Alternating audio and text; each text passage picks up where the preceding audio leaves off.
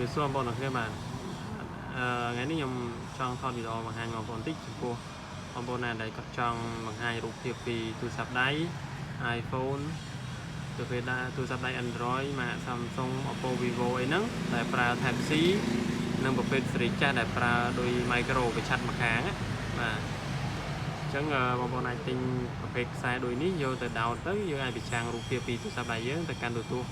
សម្រាប់បងប្អូនដែលចង់បើចាក់ជំនាញខារ៉ាអូខេច្រៀងហើយមើលឃើញច្បាស់នៅលើទូរទស្សន៍អញ្ចឹងណាឬក៏មើលរឿងមើលតុក្កតាឃើញធំច្បាស់អញ្ចឹងណាបាទប្រភេទនេះបងប្អូនមើល function បាទ function មានថាប្រភេទបាទគេប្រាប់យើងណាគេចាក់ទៅអេក្រង់ទូរទស្សន៍អញ្ចឹងបាទទៅ slide ទៅមញ៉េនៅក្នុងឡានណាបាទនេះ slide បាទនេះ TV បាទនេះរបៀបគេតមកនេះអញ្ចឹងយើងត្រូវការឆ្នាំងសាកមួយដោតមក USB ហើយដោយ HDMI យើងដោត HDMI មកអេក្រង់ទូរទស្សន៍មកប្រភេទដូចនេះគឺយើងអាចដកតវាតាមតម្រូវការប្រភេទ Type C ឬក៏ប្រភេទ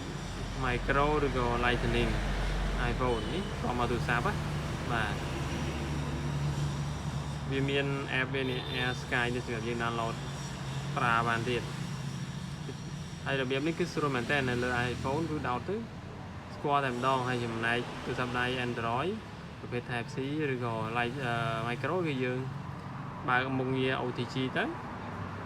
វាស្គាល់ហើយប្រភេទខ្សែនេះគឺមានគុណភាពល្អប្រើងាយខូចទេបញ្ចូលរូបភាពច្បាស់ល្អទៀតណាបងប្អូនណាបាទចឹងបងប្អូនមានតម្រូវការអាចទំនាក់ទំនងជាបាន